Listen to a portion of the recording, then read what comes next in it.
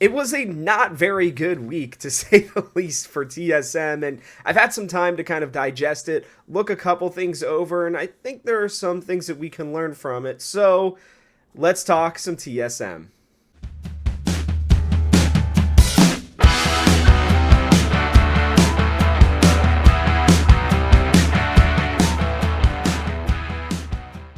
Welcome back, everybody. I know that this week was not great. We went from the 2-0, just amazing, thing to an 0-2 weekend.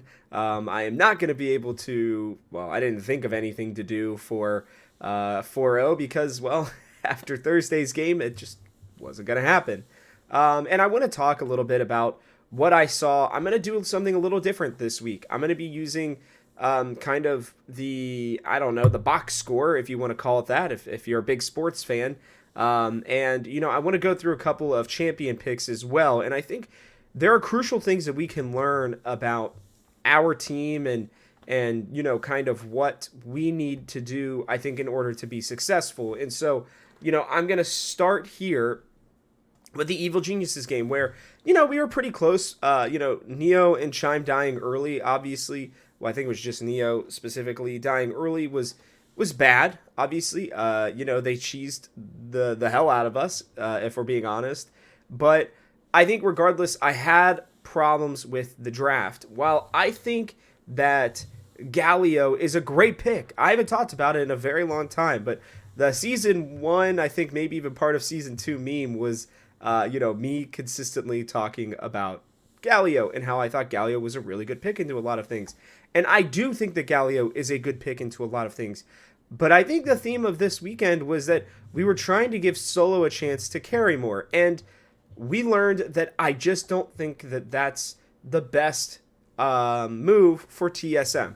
Now, looking at the drafts, right, you can see already that the ban of Elise, you'll see that happened again on 100 Thieves. I don't even think Boogie's Elise was all that good, to be honest with you, in that first game. But I think that she's just really strong, and I think they don't want to allow somebody who's pretty aggressive like Boogie to get involved early on, and especially with the champion that's as strong as she is. So, it's interesting that you're getting the bans there. You're starting to get the Ashe bans, I think, all across the league. I've started playing League again a little bit, and Ashe is oppressive. I mean, really, really oppressive, especially at support right now, and it's just, I don't like it. I'm looking forward to any nerfs that are coming her way. I haven't looked towards the patch that's coming this week, but I'd have to think that she's probably on there. I don't know. I'll find out. But, with that, we've got, as well, I think, a really terrible comp when it comes to what we are trying to accomplish. You can see that, we've got the dive with, not the show, but with the K'Sante, the Wukong, and the Galio. And then I think you've got a good enough amount of peel with all of them as well, adding in the Nami. The problem is this Draven. It's not that I don't think that Neo can carry a game. I just think that this is way too early for them to be experimenting with something like this, to be honest, because I just don't think Neo and Chime have been as strong in lane and everything as we would have hoped. And while I think, their goal was to get a better laning phase against this Lucian, stealing the Nami and going with Draven, I just don't think is the way to go. Because not only is everything on Neo, not only is it not a great laning pick, but I think that everything's on Neo in this game. Everything, right? Because Maple, while yes, he got off to a 2-0 start, you saw the damage from Galio falls off very, very quickly, right? And while it's a good pick in lane, I just don't think it's great overall. And I think TSM, instead of picking for late game team fights like they were doing, in week 1, in week 2, right, they were too focused, it seemed like, on picking for, for lane matchups and these picks that if you get ahead, they're risky, right? Like, because if the Draven does get ahead, like let's say that the Draven gets the first kill of the game, even just that alone might be enough for this comp to work. But the problem is that, we took kind of a lackadaisical way through the river that resulted in a death, and, they just didn't play it well. And I just don't think that when you don't have vision of the team and you're so reliant on Neo to be this carry, it just makes it really hard to play the game. And, you know, I think EG are a really good team. I think taking anything away from them would be, I don't know, just stupid in general. I mean, they're a strong team. They're 3-1 for a reason, and they looked much better this week. And again, Jojo Pune has still not looked great. He's looked fine, but he's getting counterpicked and ganked a lot. And we showed that. I think the Boogie Maple play was really good. It was a standout play. I do like Solo's K'Sante. I think he was put into a pretty terrible matchup, but if they're going to do that, they need to ban that stuff out. And let's never waste a pick on Varus again, because Varus is terrible right now. I don't know if it's just that NA can't play him or what it is, but last I checked, he was 0 in terms of wins, and he had played at least 5 games. So, yeah, let's not ban that champion and let it go through and see what happens. Just not a great game overall from the team. I really just... Not that draft was the only reason why we lost, but it was certainly, I think, at least a precursor to the loss, right? Then we have this 100 Thieves game that, I'll be honest with you, I couldn't watch in real time. I had somebody's birthday to go to, so I went and I did that. And then I got home and I laid down on my bed with YouTube on to start watching the game from the start. I kept my phone away from me. I wasn't going to check the scores. I had done daily fantasy, which if you want advice on that, you can check out the LCS report that I do on Tuesdays, Thursdays, and Saturdays, specifically the Thursday episode.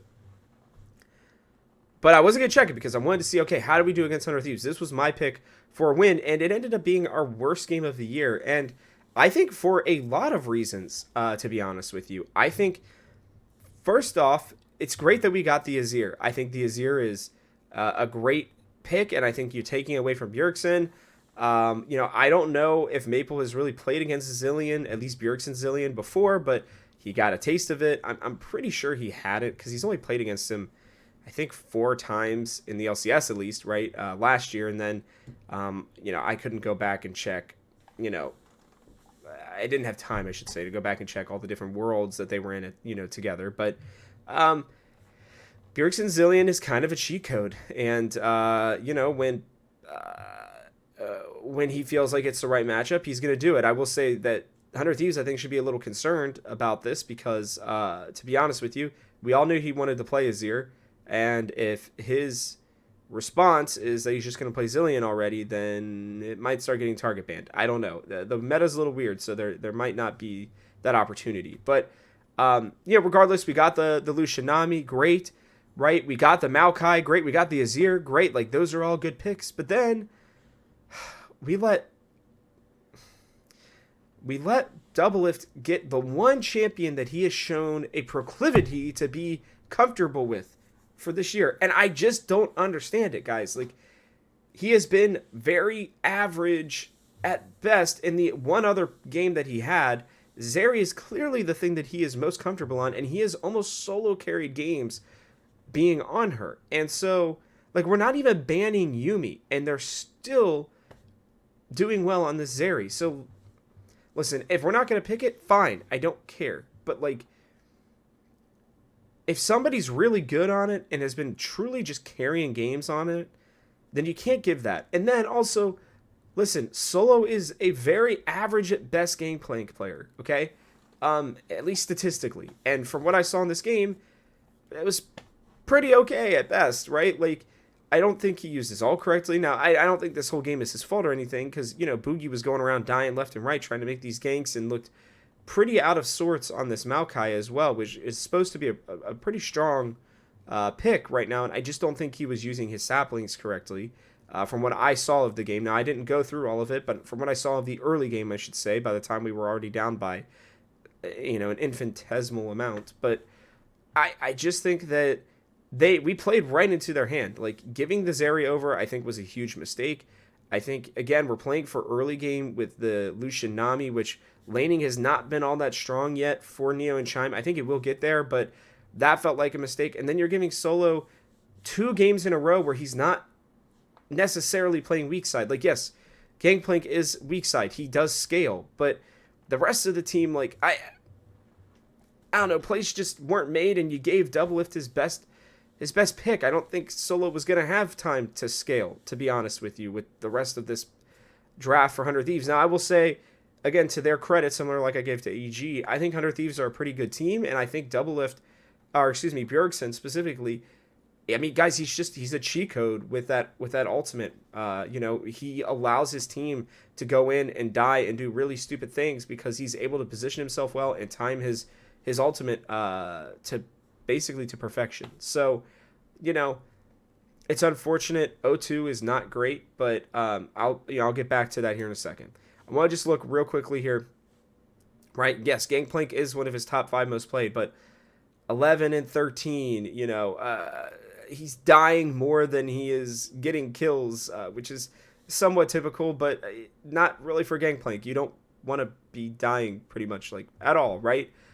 His CS is good and everything on it, but it just, I think a lot of these are more from his earlier years than more recent ones. And that's not to say that he can't play it, right? Again, I think he can in the right situations, but that just didn't feel like the right situation to me. I would have loved, just something else that would have allowed the team, I think, to focus more on the Azir and the Lucian, where he could be involved more in the fights, I think, more particularly, right? Because, yes, Gangplank can scale and be extremely strong, and yes, his ultimate, when used correctly, can be very good, but it just didn't feel like they were all on the same page with this one, and I think that can make playing Gangplank really tough, right? The other thing is no more Lucian for our boy here. He is 1-6 all time on the Lucian with a 2.4 KDA. That's not great. I mean, look at his CS numbers compared to 9, 9, 9, 9, 9, 9, 9, 10, 9, 8, 10. And Draven is also not good. Like these are not great picks. Like, I'd rather see him on things, like the Kalista, maybe even the Ezreal, honestly. I think Ezreal's tough to pick, honestly, but whatever. Like, the Sivir, the Zeri, again, like, I'm not as worried about win and loss totals necessarily, but when you kind of look across the board here, it's not one of his better picks, right? So, and listen, to be fair, part of the problem for poor Neo is that, like, a lot of these champions were played on really bad teams. So that's why I don't focus as much on the wins and losses for people like him and for Solo, right? Like, again, 24 games on Gangplank, he clearly knows how to play champion, but I just don't think it was the right situation, and I think more recently Solo hasn't played Gangplank as well. And so my hope in, bringing all this to your attention is that I think